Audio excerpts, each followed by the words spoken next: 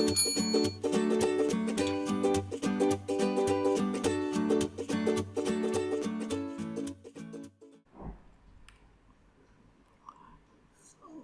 हम देखेंगे फिशेस को देखेंगे। पहले सबसे पहले जो क्लास है वो आपकी साइक्लोस्टोमेटा है। साइक्लोस्टोमेटा में आपके वो रखे गए थे जो कि राउंड, जिनका सर्कुलर माउथ है, जिनका वो आपके साइक्लोस्टोमेटा में आते हैं। बिना जॉ वाले एग्नेथा जो है वो, जिनको हम कहते हैं एग्नेथा, बिना जॉ वालों में आपके सबसे पहले हैं साइक्लोस्टोमेटा। तो इन्होंने बहुत ज़्यादा साइक्लोस्टोमेटा के बारे में नहीं बताया है यहाँ पे ना, आपको भी बहुत ज़्यादा इसके बारे में नहीं करना। ये बहुत है, जितना आज इन्होंने दिया है ना इसके बारे में, ये बहुत है। बस इसी से क्वेश्चन आ जाते हैं, साइक्लोस्टोमेटा से ही, इसी पैराग्राफ से आ जाते हैं सवाल। यहाँ दिया है कि all living member of the class cyclostomata are ectoparasite on some fishes. तो एक तो ये ध्यान रखना है आपको कि सारे जो मेंबर्स होते हैं वो आपके एक्टोपैरासाइट होते हैं। दूसरी फिशेस के ऊपर नेक्स्ट लिखा है कि they have an elongated body bearing 6 to 15 gill slits. तो ये नंबर एक, दूसरी नंबर पूछते हैं आपसे कि भाई कितना गिल स्लिट्स होते हैं। 6 to 15 pair of gill slits मिलते हैं इनमें। इनके ऊपर आपको स्केल्स नहीं मिलते किसी तरह के, ये आप ध्यान रखना। फोटो में भी आपको दिखाई दे रहा होगा कि cyclostomes have a sucking and circular mouth without jaw. इनके पास एक सकिंग माउथ होता है बिना जॉ का, जॉ नहीं होता। And their body is devoid of scales. तो ध्यान रखना है कि बॉडी पर कोई किसी तरह का कोई स्केल्स नहीं होता और पेयर्ड फिन्स नहीं मिलते, ठीक है ना। जैसे कि यहाँ जो फीचर है वो क्या है, पेयर्ड फिन्स हैं और लिम्स हैं, इसमें यही तो फीचर है। यहाँ क्या है, आपको जो शुरुआती जो फिशेज हैं इनमें साइक्लोस्टोमेटा के अंदर आपको पेयर्ड फिन्स नहीं मिलते होते हैं, ठीक है। और ना इनकी बॉडी के ऊपर कोई किसी तरह के स्केल्स होते हैं, ठीक है। जैसे कि दूसरे वाले जो आपकी कॉन्ट्रिक थीज हैं और आपके ऑस्टिक थीज हैं, उनकी बॉडी पर आपको स्केल्स मिलते हैं, जबकि यहाँ की बॉडी पर इनके आपको कोई स्केल्स नहीं मिलते किस तरह के। नेक्स्ट है cranium and vertebral column are cartilaginous. इनकी जो क्रेनियम होती है और जो वर्टिबल कॉलम होती है वो किसकी बनी होती है, कार्टिलेज की बनी होती है। जबकि हमारे में वो जाकर के आगे बोनी हो जाती है, मतलब बोनी मतलब वो हमारे में बोन्स की बनी होती है, ठीक है। यहाँ वो किसकी बनी होती है, कार्टिलेज की बनी हुई होती है, ठीक है। नेक्स्ट है circulation is of close type. तो भाई देखो यहाँ से सर्कुलेशन कैसा शुरू हो गया है, क्लोज टाइप सर्कुलेशन शुरू हो चुका है। इसमें बस आपको ध्यान रखना है कि जो हार्ट होगा वो वैसा ही होगा जैसा फिशेस का हार्ट होता है। आगे जो आएंगे वो आपको वीनस हार्ट बताया जाएगा। तो यहाँ भी आपको ध्यान रखना है कि जो हार्ट है वो 2 चैम्बर्ड ही है, जैसा आगे मिलेगा दूसरी फिशेज में 2 chambered venous heart. Venous heart का मतलब वो ये होता है कि इसके हार्ट में केवल और केवल वैसा ही ब्लड आता है, मतलब डीऑक्सीजनेटेड ब्लड आता है। और सीधा ब्लड डीऑक्सीजनेटेड जो होता है वो हार्ट से, मतलब हार्ट से गिल्स में जाता है और गिल से फिर वो ऑक्सीजनेटेड होकर के पूरी बॉडी में भेज दिया जाता है, ठीक है। तो ये ध्यान रखना। Next circulation of close type cyclostome are marine but migrate for spawning to fresh water. तो ये देखो, ये लाइन आपको ध्यान से पढ़नी होगी।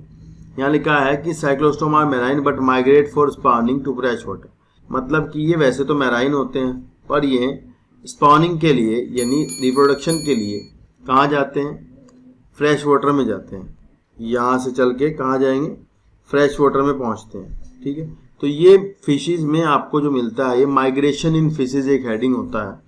माइग्रेशन इन फिशेस के अंदर कई तरह का माइग्रेशन आपको देखने को मिलता है, कई टाइप का माइग्रेशन देखने को मिलता है, जिनमें से एक टाइप का माइग्रेशन आपका ये है जो कि मैराइन से कहाँ जाते हैं, फ्रेश में जाते हैं। मैराइन से फ्रेश में जाते हैं। तो ये आपको यहाँ इसके चक्कर में मुझे थोड़ा सा आपको माइग्रेशन बताना पड़ेगा, क्योंकि इन्होंने माइग्रेशन की बात की है। तो देखिए माइग्रेशन जो होता है वो यहाँ कैटाड्रोमस, एनाड्रोमस और एम्फीड्रोमस टाइप के माइग्रेशंस होते हैं, जिनमें से जो ये यहाँ पर दिया गया है जो कि मूवमेंट है कहाँ से, सी से फ्रेश वाटर में।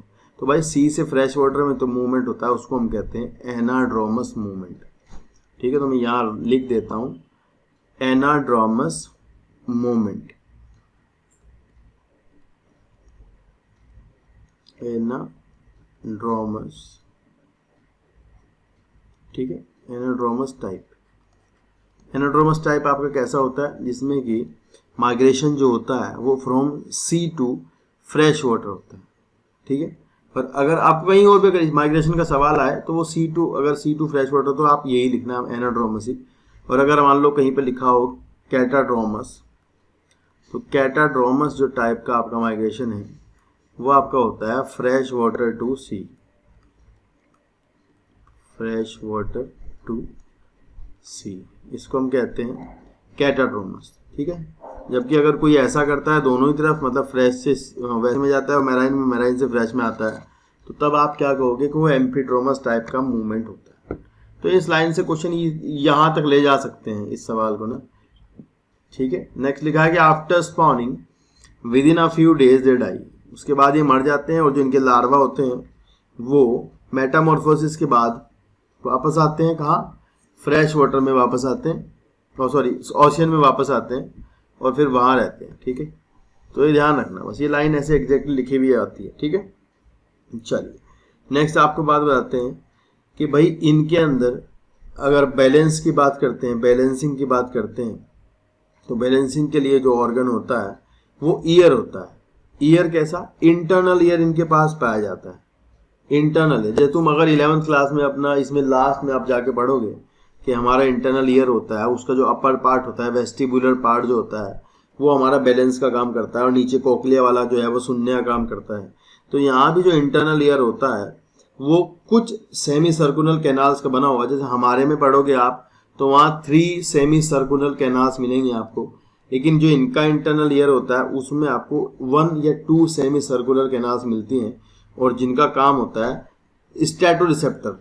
स्टैटोरिसेप्टर मतलब बैलेंसिंग ऑर्गन की तरह वो इनका काम करता होता है। ठीक है, तो हम यहाँ लिख सकते हैं इनकी स्पेशल बात है कि इंटरनल ईयर, डायरेक्ट बस इतना लिखते हैं कि इंटरनल ईयर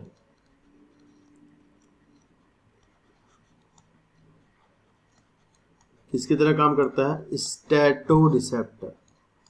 स्टैटोरिसेप्टर का मतलब होता है बैलेंसिंग ऑर्गन, बैलेंसिंग ऑर्गन।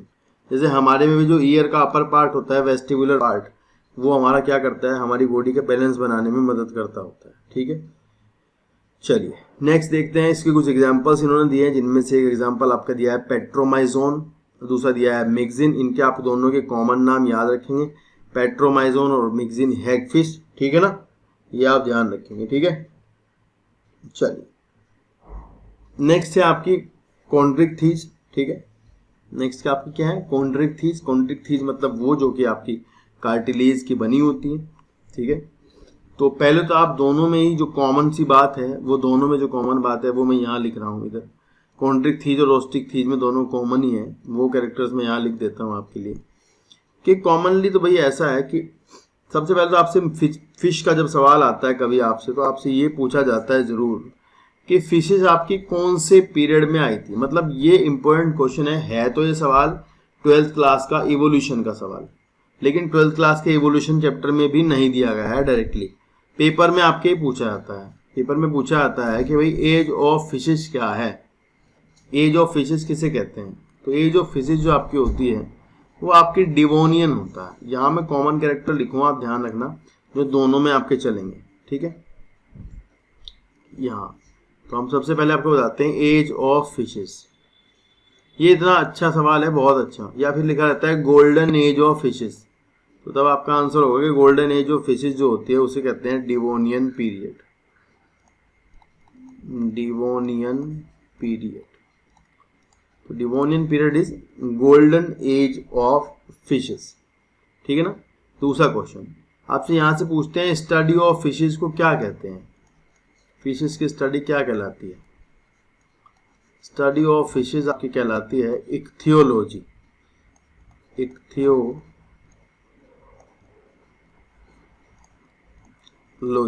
ठीक है ना, एक ही क्वेश्चन, कॉमन क्वेश्चन है जो आपसे पूछ लेते हैं। दूसरी बात है, इन्होंने यहाँ जो एनसीईआरटी में दोनों कॉन्ट्रिक थीज और ऑस्टिक थीज बताई गई हैं, इसमें इन्होंने ये नहीं बताया हार्ट के बारे में कोई बात नहीं की। ठीक है, तो हम यहाँ लिख देते हैं, दोनों में ही एक ही बात है, हार्ट जो होता है वो आपका कैसा होता है, वेनस हार्ट होता है। ठीक है, वेनस हार्ट में आपको ध्यान रखना है 2 चैम्बर होते हैं, 2 चैम्बर्ड हार्ट होता है।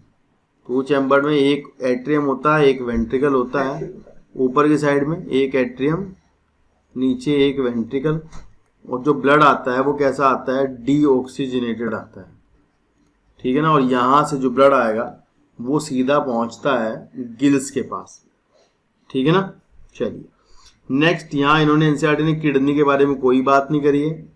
किडनी अगर आपसे पूछा गया कि इनकी किडनी कैसी होती है, तो किडनी इनकी कैसी होती है, इस किडनी इनकी होती है मीजोनेफ्रिक।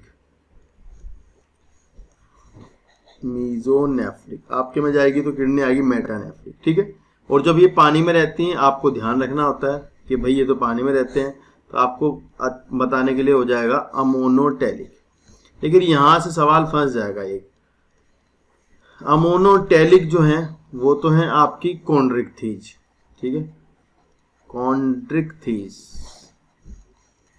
ये तो है आपकी अमोनोटेलिक। और अगर आप बात करोगे बोन दूसरे वाली फिशेस की, जो आपकी कौन सी हैं, बोनी फिशेस हैं। ठीक है ना,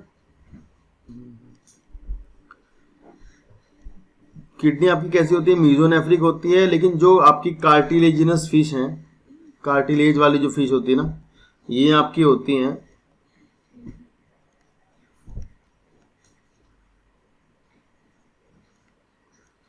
यूरियोटेलिक, जबकि जो आपकी बोनी फिश होती हैं वो आपकी होती हैं अमोनोटेलिक।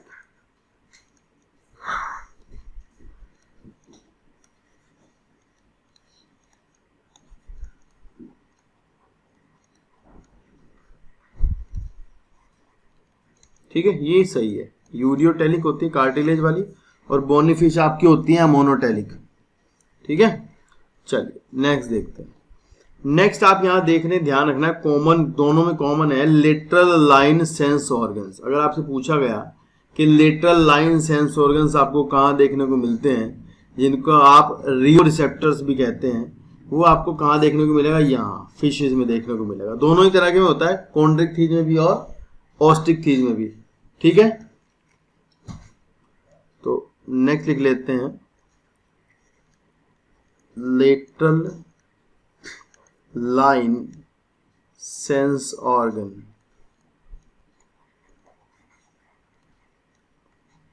ठीक है, लेटरल लाइन सेंस ऑर्गन का जो काम होता है वो काम होता है वाइब्रेशंस को डिटेक्ट करने का। जो वाइब्रेशन होती रहती है पानी के अंदर, उनको इट डिटेक्ट वाइब्रेशंस, इनको क्या कहते हैं, रियो रिसेप्टर। रियो रिसेप्टर। ठीक है ना, ये सवाल आपसे जरूर पूछा था, मतलब मोस्ट इंपोर्टेंट क्वेश्चन है लेटरल लाइन सिस्टम का, क्योंकि सेंस करने के लिए इनके पास क्या होता है, लेटरल लाइन सिस्टम होता है। नेक्स्ट, यहां इनके आगे वाला जो हिस्सा है, यहां इस पर आपको यहां पर क्या मिलता है, एक ऑर्गन मिलता है जिसको हम कहते हैं एम्पुला ऑफ लोरेंजिनी। क्या कहते हैं, एम्पुला ऑफ लोरेंजिनी। तो जो आपके एम्पुला ऑफ लोरेंजिनी होता है वो आपका रिसेप्टर होता है थर्मो रिसेप्टर। वो आपका कैसा होता है, थर्मो रिसेप्टर होता है। तो ये आप ध्यान रखना कि ये सवाल जरूर पेपर में आते हैं। टफ वाले क्वेश्चन जो होते हैं वो इस तरह के होते हैं कि एम्पुला ऑफ लोरेंजिनी कहाँ होता है, एम्पुला ऑफ लोरेंजिनी का काम क्या होता है। तो एम्पुला ऑफ लोरेंजिनी आपका पीसीज में मिलता है, काम इसका क्या होता है, थर्मो रिसेप्टर का काम होता है।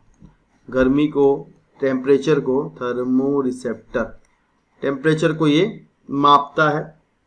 ठीक है, मतलब टेम्परेचर को सेंस करता है कि कितना टेम्परेचर हो रहा है, उसी के हिसाब से मूव करते हैं। जो आपके पीसीज होते हैं ये उसी के हिसाब से मूव करते होते हैं। ठीक है, चलिए जहां हमने हार्ट बताया था वहां हम एक और पॉइंट लिख देते हैं कि आरबीसी जो इनकी होती हैं, जैसे आपकी जो आरबीसी होती हैं उनमें तो न्यूक्लियस नहीं होता।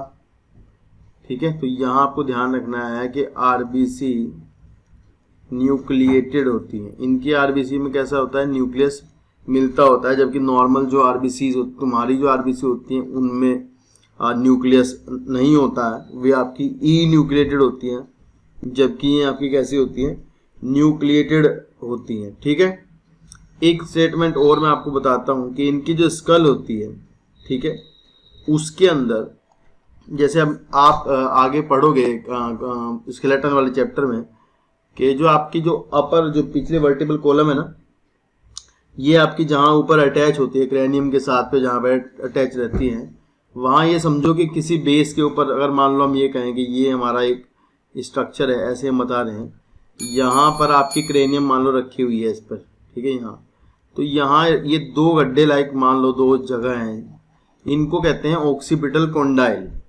ठीक है, इनको कहा जाता है ऑक्सीपिटल कोंडाइल। तो ये हमारे में तो डाइकोंडाइलिक कंडीशन होती है, मतलब हमारे में तो दो कोंडाइल होती हैं रखे रहने के लिए इसको, क्रेनियम को, लेकिन इनका जो स्कल होता है वो कैसा होता है, एक ऑक्सीपिटल कोंडाइल लगता है। तो ये सवाल आ जाता है कि भाई फिशेज का जो स्कल होता है कैसा होता है, तो तब आपका आंसर होगा मोनोकोंडाइलिक स्कल होता है। ठीक है, कैसा होता है, मोनोकोंडाइलिक स्कल। तो ये भी कॉमन है, मतलब ये दोनों के लिए कॉमन है, मोनोकोंडाइलिक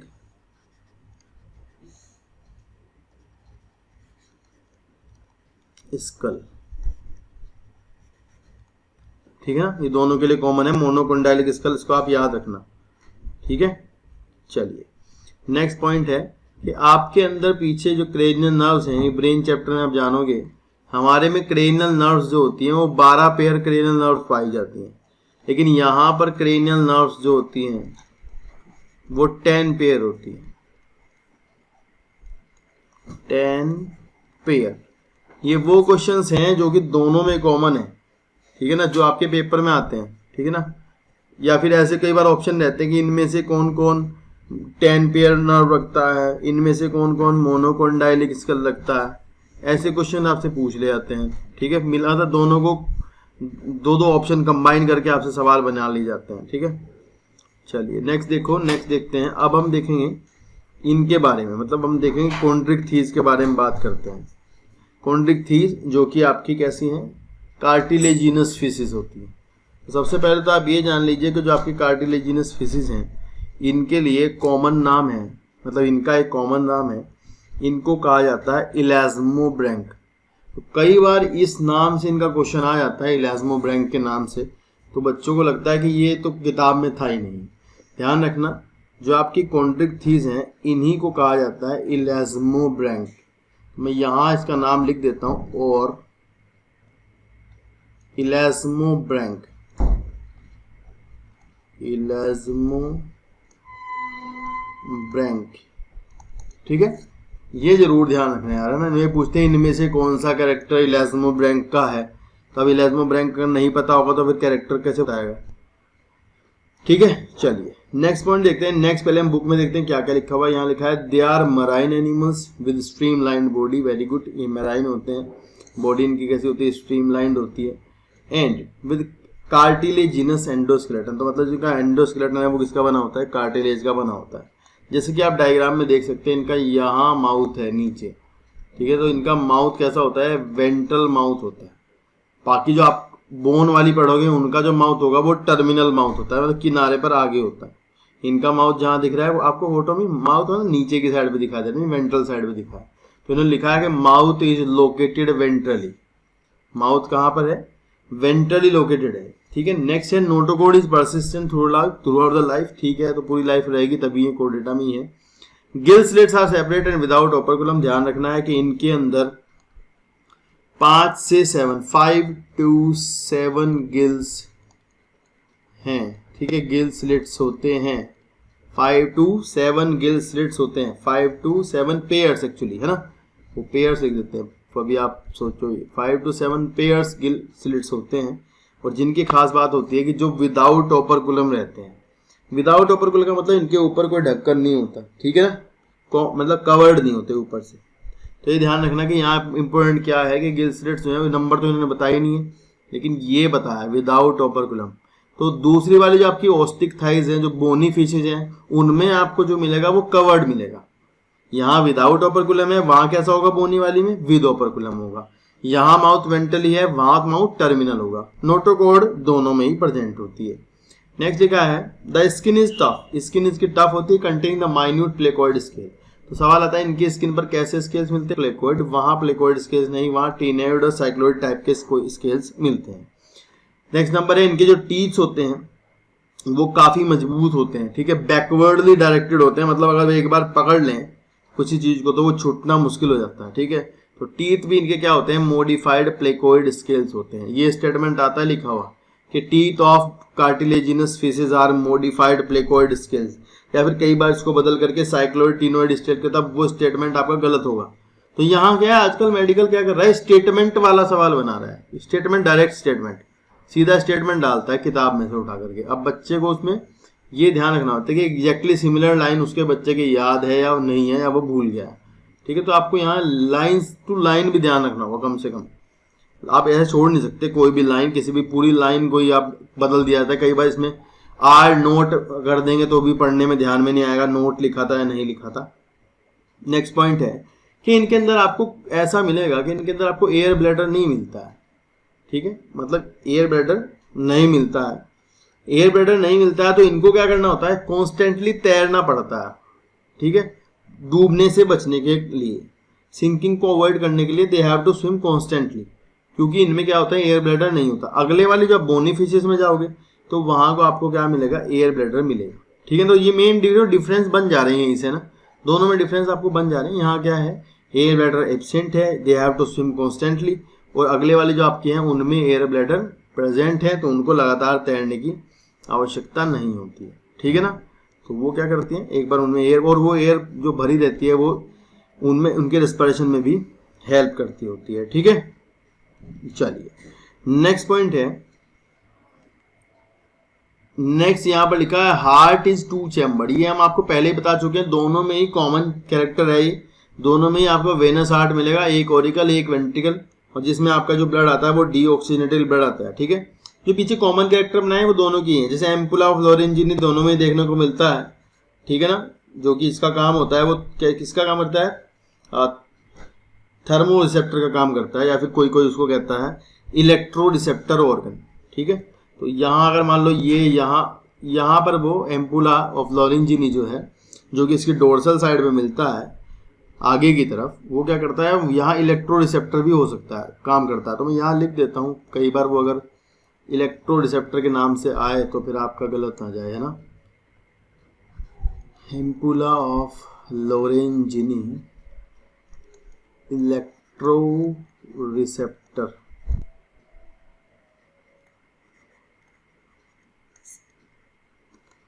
अच्छा नहीं लिखा गया, गंदा लिख दिया, इलेक्ट्रो रिसेप्टर, ठीक है ना, क्योंकि यहाँ पर आपको क्या मिलेगी, इलेक्ट्रिक रे मिलेगी। यहाँ लिखा है ना some of them have electric organs like torpedo, यहाँ पर आपको इलेक्ट्रिक रे मिलेगी। तो ये ध्यान रखना कि टॉर्पीडो आपकी इलेक्ट्रिक रे है, इसमें क्या मिलता है, इलेक्ट्रो रिसेप्टर मिलता है, एम्पुला ऑफ लोरेंजिनी, ये वर्ड भी ध्यान रखना है। एग्जाम्पल आपको बिल्कुल लर्न करने हैं, जैसे पॉइजन वाली जो होती है वो आपके होते हैं ट्राइगोन, ठीक है, आपको ध्यान रखना है। कॉमन बात है ये भी दोनों की, दे आर कोल्ड ब्लडेड, ये हम पहले बता चुके हैं आपको, सबसे पहले शुरुआत में मैंने बताया था कि जब आपको शुरू किया था कोड डेटा कि भाई कौन आपका कोल्ड ब्लडेड है, कौन आपका वार्म ब्लडेड है, वो हम बात कर चुके हैं पहले। कोल्ड ब्लडेड को हम कहते हैं पोइकिलोथर्मल, वार्म ब्लडेड को हम कहते हैं homeothermal. They lack the capacity to regulate the body temperature, बिल्कुल सही बात है, जो अपनी बॉडी टेम्परेचर को रेगुलेट नहीं कर सकते, दे आर कन्फर्मर्स, इनको हम क्या कह सकते हैं, एक वर्ड यूज होता है 12th क्लास में आप पढ़ोगे कि उनको क्या कह सकते हैं, कन्फर्मर कहते हैं। और जो कर सकते हैं रेगुलेट, वे आपके क्या होते हैं, रेगुलेटर्स होते हैं। तो हम हैं रेगुलेटर और ये हैं कन्फर्मर, दे कांट रेगुलेट, ठीक है। चलिए नेक्स्ट लाइन लिखा है कि इनके अंदर मेल में, ये लाइन इंपॉर्टेंट है, याद रखना, सेक्स सेपरेट है पर मेल में पेल्विक फिन्स जो होते हैं, क्योंकि यहाँ पर लिम्स के जगह पर क्या पाए जाते हैं, फिन्स पाए जाते हैं, तो आपको ध्यान रखना पेल्विक फिन्स जो है उनमें क्लैस्पर होते हैं। क्लैस्पर क्या है, clasper is a copulatory organ, sexual reproduction में हेल्प करता है, ये आप ध्यान रखना, it is a copulatory organ. यहाँ मैं लिख देता हूँ, यहाँ नहीं लिखा हुआ है क्या है, एक क्लैस्पर आपका क्या है, कोपुलेटरी ऑर्गन, इसीलिए ये मेल में है, ठीक है ना, because it is a copulatory organ, that's why present in the male में। जो इनके पेल्विक फिन्स होते हैं उनके पास पाया जाता है कोपुलेटरी ऑर्गन।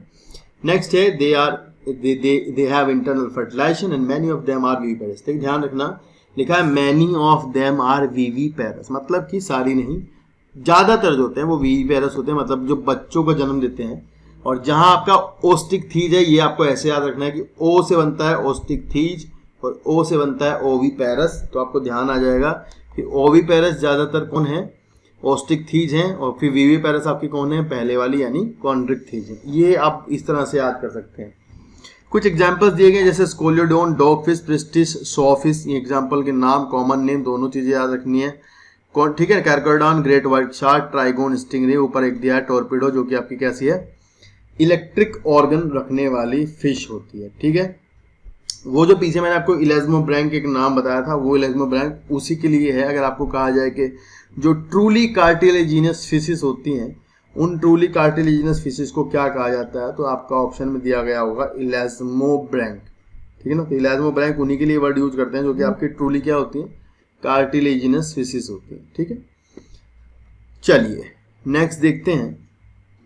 नेक्स्ट है आपकी ओस्टिक थाइस। ठीक है ना, यहाँ एग्जांपल्स में जो फोटो में दिया गया है, ये आपके बोनी फिश के एग्जांपल है। पिछले पेज पे जो दिए गए थे वो आपके डॉग फिश, स्कोलियोडोन दिया गया था।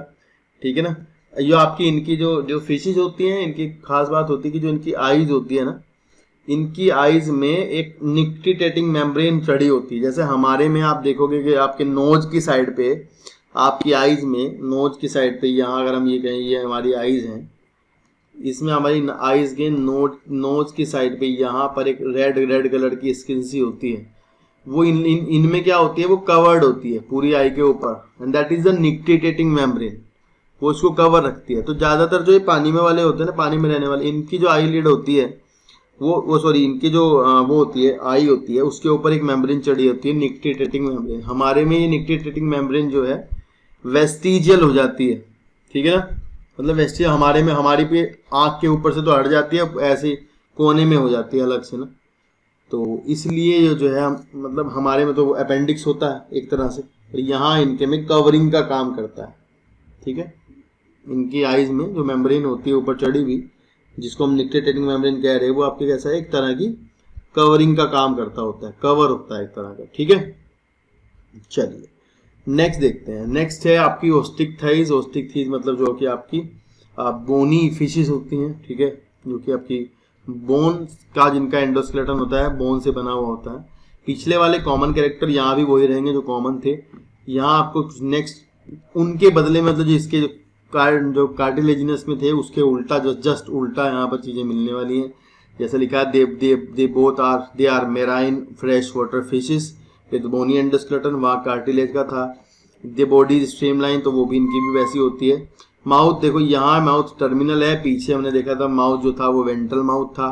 यहाँ 4 पेयर गिल के दिए, वहाँ इन्होंने नंबर नहीं बताया था, वो मैंने आपको बता दिया था नंबर क्या था, 5 to 7। तो यहाँ 4 पेयर्स ऑफ गिल है, और जिसमें भी वहाँ कवर नहीं था वो विदाउट ऑपरकुलम थे। ये आपके कैसे होते हैं, विद ऑपरकुलम होते हैं, ये ध्यान रखना। यहाँ पर क्या होता है, इनके ऊपर कवरिंग होते हैं, जबकि जो पिछले वाले जो आपके कॉन्ड्रिक थी थे, वहां पर आपको कवरिंग देखने को नहीं मिलती होती। ठीक है, नेक्स्ट है scale is covered with cycloid और टीनोइड स्केल। तो वहां जो स्केल थे उनका नाम था प्लेकोइड स्केल। यहाँ पर जो आपके स्केल्स होते हैं वो आपके कैसे होते हैं, साइक्लोइड टाइप के, टीनोइड टाइप के स्केल्स कहते हैं। पीछे एयर ब्लैडर जो था वो आपका बिल्कुल एब्सेंट था, इसलिए उन बेचारों को लगातार तैरना पड़ता था, कॉन्टिन्यूस तैरना पड़ता था, ताकि वो डूब ना जाए, सिंकिंग से बचने के लिए। यहां पर आपको ध्यान रखना है कि भाई एयर ब्लैडर पाए जाते हैं जो कि आपके रेगुलेट करते हैं ब्यूएंसी को, मतलब कि ब्यूएंसी को रेगुलेट करने का मतलब है कि बैलेंस बना के रखते हैं बॉडी का एक तो, और दूसरा मतलब ये वहीं रुके रह सकते हैं। ठीक है, जहां ये होते हैं, तो ये उसमें हेल्प करता है एयर ब्लैडर इनका ना। ठीक है, दूसरा एक और इसका जरा सा फंक्शन और लिख देते हैं कि ये रेस्पिरेटरी ऑर्गन भी है, उसमें हेल्प करता है, हेल्प मतलब रेस्पिरेशन में हेल्प करता है, हेल्पिंग रेस्पिरेटरी ऑर्गन लिख लेते हैं, हेल्पिंग रेस्पिरेटरी ऑर्गन, यहाँ पे क्या है, हेल्पिंग रेस्पिरेटरी ऑर्गन है। ठीक है, चलिए नेक्स्ट लिखते हैं, नेक्स्ट लिखा है heart is 2 chambered 1 auricle 1 ventricle. Heart जो है वो 2 चैम्बर का होता है, वैसे ही जैसे कॉमन था पीछे वाला, ठीक है। नेक्स्ट लिखा है दे आर कोल्ड ब्लडेड, ये भी वही बात है, वो पहले कोल्ड ब्लडेड थे। फिशेज तो सारी आपकी कैसी होती हैं, कोल्ड ब्लडेड होती हैं। सेक्स यहाँ भी सेपरेट है, बस यहाँ ध्यान रखना। यूजुअली ऊपर देखा था फर्टिलाइजेशन कैसा था, इंटरनल था। अभी यहाँ फर्टिलाइजेशन जो आपका कैसा है, एक्सटर्नल फर्टिलाइजेशन दिखाया जा रहा है। और डेवलपमेंट जो है वो डायरेक्ट है, कोई लार्वा वार्वा नहीं है। यहाँ से आपको खास बात मिलेगी कि ये ज़्यादातर ओवी पैरस होते हैं, जबकि जो ऊपर वाले थे आपके जो कॉन्ड्रिक्टाइज थे वो आपके कैसे थे, ज़्यादातर वीवी पैरस थे। ये आपके ज़्यादातर कैसे होते हैं, ओवी पैरस होते हैं, ठीक है ना। ये आपको ध्यान रखनी है, ठीक है। चलिए कुछ मैं आपको खास बात बताता हूँ, इन दोनों की जो फोटो बने हुए हैं, इससे फोटो वाले से पूछ लेते हैं सवाल। ये हिपोकैम्पस का ही सवाल ज़्यादातर पूछा जाता है कि ये इसके अंदर आपको एक पाउच मिलता है, ठीक है, जो कि ब्रूड पाउच होता है। यहाँ लिख देता हूँ इसके ऊपर एरो लगा के कि मेल्स, इसके मेल जो होते हैं, मेल्स के पास मेल हैव ब्रूड पाउच, यानी जो बच्चा होता है उसको ये रखते हैं अपने पास, ठीक है ना। इसके जो एब्डोमेन होती है उसमें एक मतलब इसके यहाँ पर ये एक पाउच जैसी स्ट्रक्चर देखने को मिलती है। इसमें क्या करता है, ये एग्स को कलेक्ट करता है, ठीक है ना। और जो पेरेंटल केयर देता है वो ये देता है, समझ रहे हो मेरी बात। मेल का काम होता है कि मेल इस अपने पाउच में, जिसको हम कहते हैं ब्रूड पाउच, उस ब्रूड पाउच के अंदर मेल एग्स को रखता है और पेरेंटल केयर का काम करता है, ठीक है ना। इसमें एग को कलेक्ट कर लेता है और यहाँ पर जो है हैचिंग होती है, ठीक है। एक तरह से सेकेंडरी विविपेरस कंडीशन होती है, एक तरह से कैसी हुई, सेकेंडरी विविपेरस। प्राइमरली तो विविपेरस नहीं हुई क्योंकि ये तो अंडे देते हैं, ठीक है। तो ये सेकेंडरी विविपेरस कंडीशन हो जाती है। इस नाम से भी पूछ सकते हैं सेकेंडरी विविपेरस और पेरेंटल केयर मिलती है किसमें, तो आप बता देंगे कि हिपोकैम्पस के अंदर आपको सेकेंडरी विविपेरस कंडीशन देखने को मिलती है, ठीक है। चलिए एक डिफरेंस की मैं अगर बात करूं आपसे, जरा सा डिफरेंस की बात करते हैं। तो यहाँ पर आपके जो ओस्टिकथीज होता है, इनमें इनकी जो पहले वाले थी कॉन्ड्रिक्थीज जो होते हैं, उनमें आपको क्लोएका मिलता है, ठीक है। क्लोएका का मतलब होता है कि बॉडी में एक चैम्बर होता है, जो एलिमेंट्री कैनाल है और जो बॉडी की दूसरी कैनाल्स हैं वो कहाँ पर खुलती हैं, एक चैम्बर में खुलती हैं, उसको कहते हैं क्लोएका। जबकि यहाँ पर आपको क्लोएका एब्सेंट मिलता है, ठीक है। तो इस तरह से अगर ये सवाल कभी देखा तो आप ध्यान रखना बस कि यहाँ लिख देते हैं इसके अंदर ओस्टिकथीज के अंदर कि क्लोएका एब्सेंट, ठीक है, क्लोएका एब्सेंट। यहाँ डायरेक्ट जो एलिमेंट्री कैनाल होती है वो एनस में खुलती है, क्लोएका में नहीं खुलती, ठीक है। पहले वाले में क्या था, एलिमेंट्री कैनाल अंदर क्लोएका में खुलती थी और कैनाल क्लोएका में खुलती थी, फिर बॉडी से बाहर खुलता था एक और अलग से, क्लोएकल एपर्चर बॉडी से बाहर खुलता है। तो यहाँ को ध्यान रखना है कि क्लोएका एब्सेंट होती है, जो आपकी एलिमेंट्री कैनाल है वो आपकी कहाँ खुलती है, एनस में खुलती है, यानी एलिमेंट्री कैनाल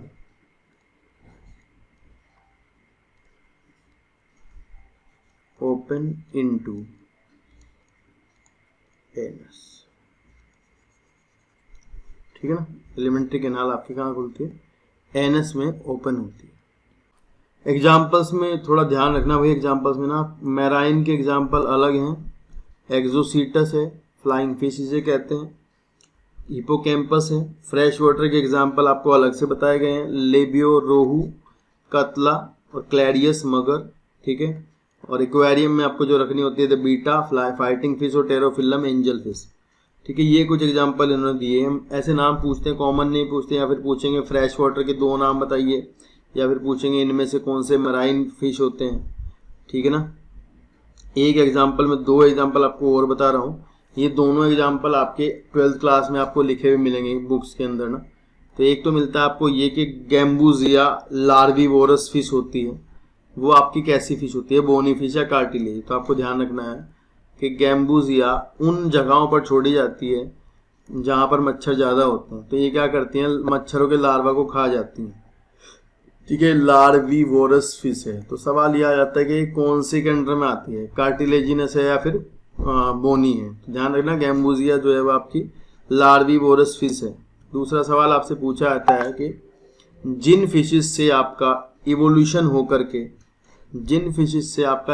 होकर के एम्फीबियन बने हैं उसको हम कहते हैं लैटिमेरिया और सीलाकैंथ, दैट इज लिविंग फॉसिल, तो उसका नाम पूछा जाता है एक तो, और दूसरा सवाल पूछ लिया जाता है कि भाई एम्फीबियन किससे ओरिजिनेट हुए। तो आपको ध्यान रखना है कि लैटिमेरिया, मतलब ऐसे बताते हैं कि ये जो है पानी से बाहर आती थी, ऐसा सुना है हमने ना, लैटिमेरिया और सीलाकेंथ,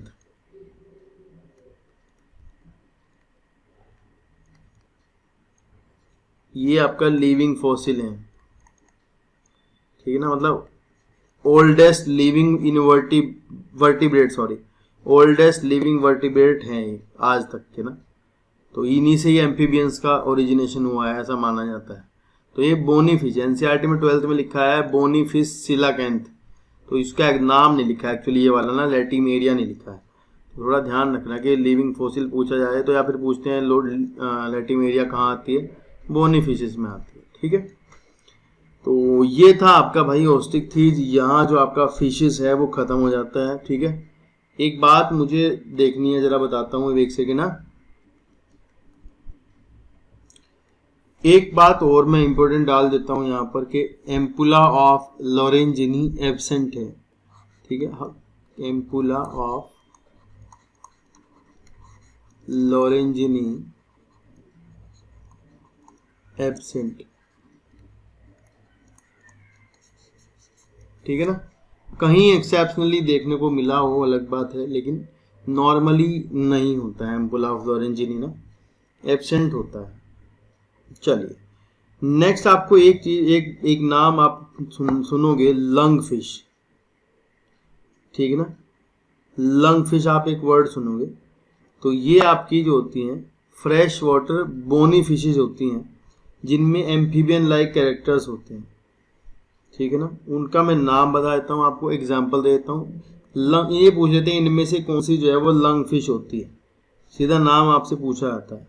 और जहाँ पर 3 चैम्बर्ड हार्ट होता है, यहाँ आपका कैसा है 2 चैम्बर्ड हार्ट है, तो वहाँ आपका 3 चैम्बर्ड हार्ट मिलता है, ठीक है।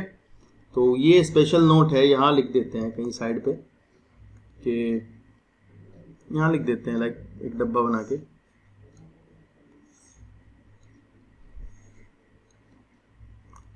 लंग फिश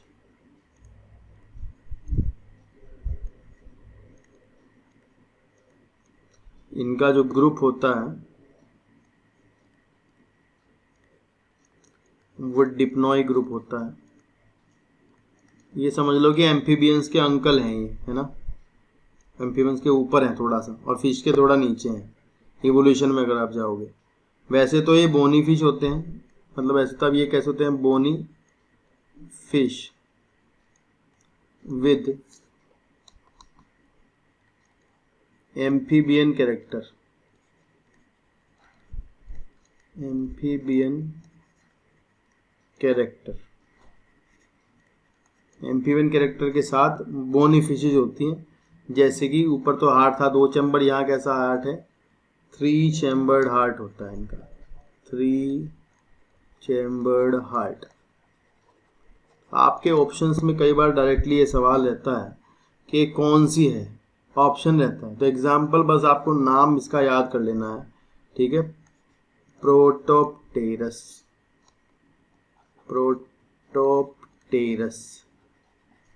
ये आपकी क्या है, अफ्रीकन लंग फिश है, ठीक है, अफ्रीकन लंग फिश।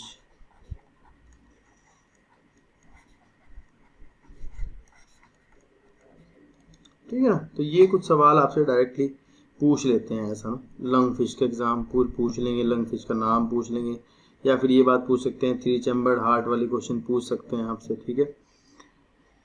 फिशेस में इतना ही है, बस आप इतना ही याद करें फिशेस से ना, इसके अलावा बहुत ज़्यादा क्वेश्चंस इससे बाहर से नहीं आएंगे, ना ही आजकल कोई बाहर से क्वेश्चन पूछे जाते, ठीक है।